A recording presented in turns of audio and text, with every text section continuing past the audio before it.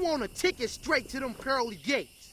Welcome back to the channel, everyone. We just had the release of Season 9 for Marvel Rivals, and it is spectacular. Here you can see all of the different things that they're bringing with this new season, but the most important thing is the balance changes and the team ability overhaul.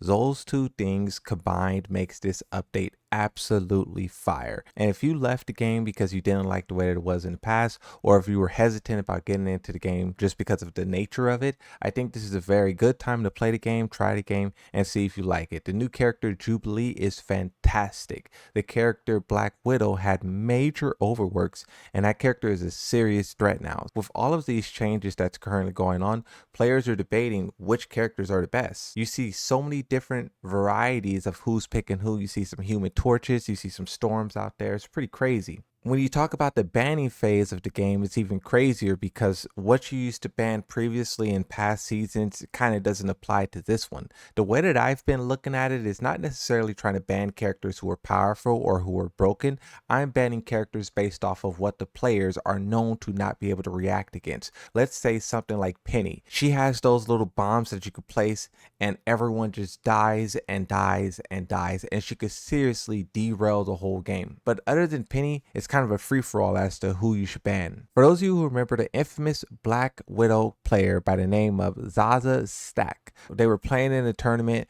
They had a Magic on the team who really needed to win because they needed the money, and then the rest of the team, including her, were playing for vibes. That player responded to the Black Widow reworks, saying today was the most depressing season of Marvel Rivals that I think I ever have played in my life.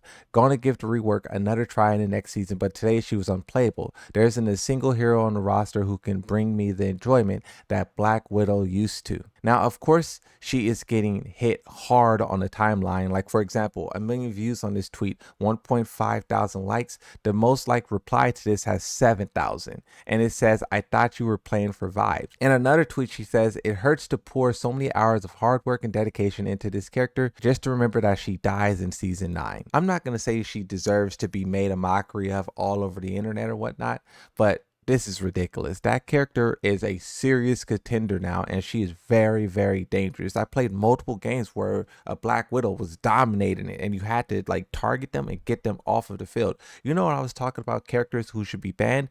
Black Widow is probably going to be on that list. But moving on, I want to give you guys an update to the conversation that we had previously talking about Instagram. They introduced this new AI feature that would allow users to basically alter other users' images with AI. You could change the way that they look, you can add stuff to it. There was a couple of caveats to it, but really it was irrelevant because the ways to opt out of it was really unrealistic. Now we have an update to that situation. With all of the backlash that Instagram has received, they are removing the feature. It says Meta is removing Instagram's latest AI feature after backlash from users. By a user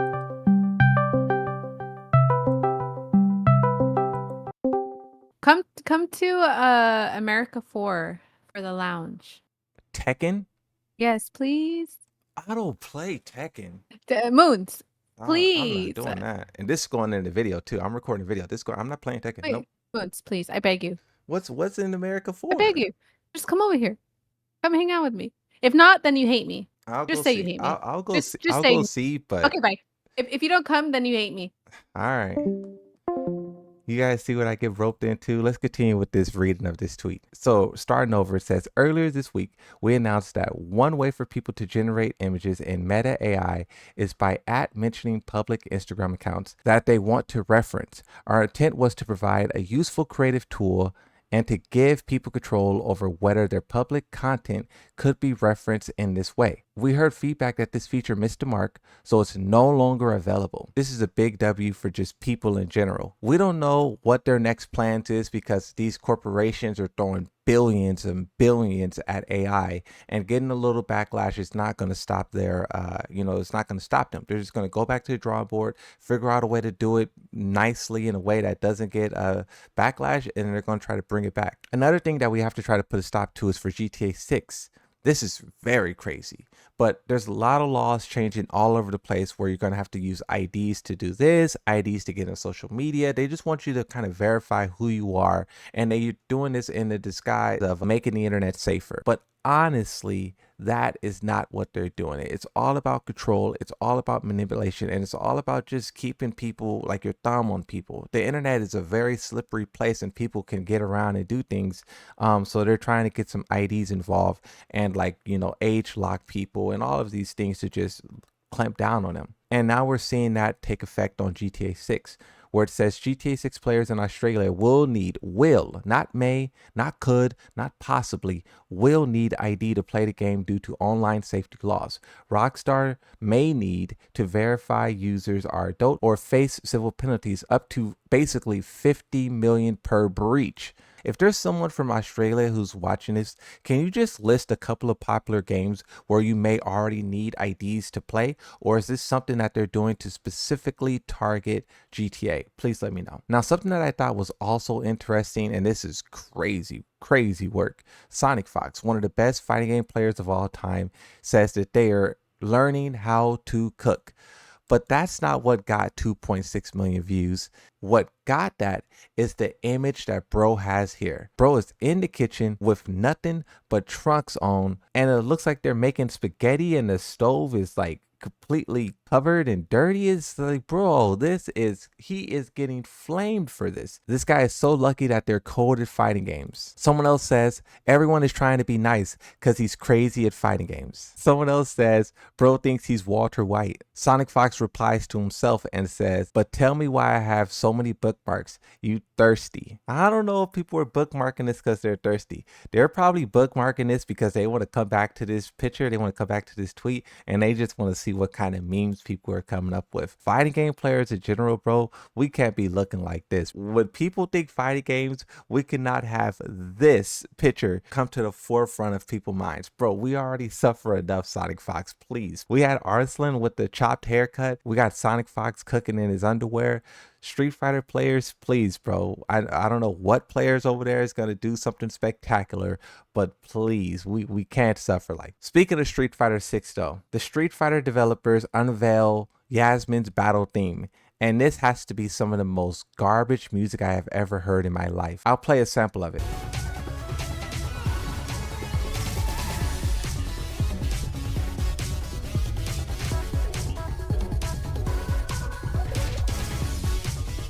See that part right there that I just played for you guys, that part's fire. I love that part. That part's fire. You would hear that part and you'd be like, what's going on? What's the problem? Sound like pretty good music to me. Listen to this part.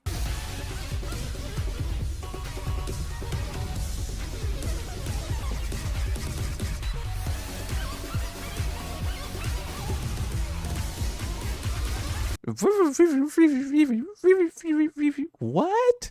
Bro did not cook with that part of the song. But honestly, when the game is going on, when you're in the heat of battle, maybe it will look really spectacular. But I know players right now, they're kind of making fun of it on the timeline. Whenever a fighting game do a new reveal and it gets a little bit of backlash, that's not good. But another thing about Street Fighter 6, and I personally thought this was really cool, Ludwig and Title 1, they played at EVO. It was a really big match. I even seen some people on the Street Fighter 6 subreddit saying that they got into Street Fighter because of that match. So it was cool. Great moment, even though there was some controversy on the end of it. But many days, weeks after that, we see that Tyler 1 is still playing the game. And he recently went to a local Street Fighter 6 tournament in his area and he placed top 12. A lot of people were super excited about this. And I'll go ahead and show you guys the final moments where he won. And you can see the little bit of trash talk he had. Bro is becoming a real fighting game player. Trash talking his opponents, the characters, the games. We love it.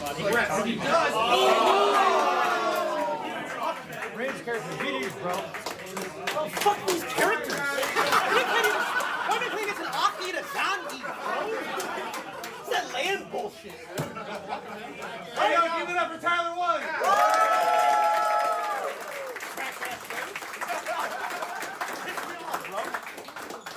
GG's. First set was winnable, second set, nah, bro. We finally have the first episode of the Tekken cartoon. This thing was highly criticized when it was first announced, and I was telling players like, bro, you guys are overreacting. This is something that we need. This is just for the memes. This is just for the love of it. This is just something to like increase the brand and notoriety of the game. And a lot of people was like, no, bro, we want a real anime. We want a real movie. We want this. We want that. And I'm like, this is just for social media. The episodes is like 30, it's like 40 seconds.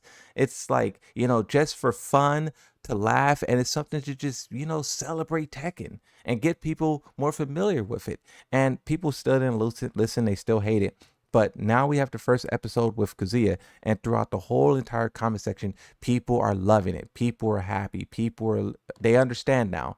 And I'm happy that the reaction was able to flip 180 degrees like that, and people were celebrating these. So I love that, and I'm also looking forward to them doing more because there's a couple other characters that they're going to tackle. But if this is super successful, maybe we'll get around to getting one for the whole entire roster. Who knows? Lastly, I want to talk a little bit about Sony. As I previously reported that politicians were starting to step into the game and basically trying to tackle them, going full digital and getting rid of physical. We have some bad news on this front. I'll read it. It says EU cannot stop Sony and other developers from scrapping physical disc, says the EU commissioner. EU has been one of the main people who's been like fighting very well in terms of like digital. I mean, they were a big reason why loot box stopped. American politicians are probably not likely to try to get involved in this because their mindsets is so different, so skewed, and they really don't even tackle video games at all. We do have some hope though, because Brazil is stepping into the battle. They proposed a bill to protect gamers. There's 4 bullet points.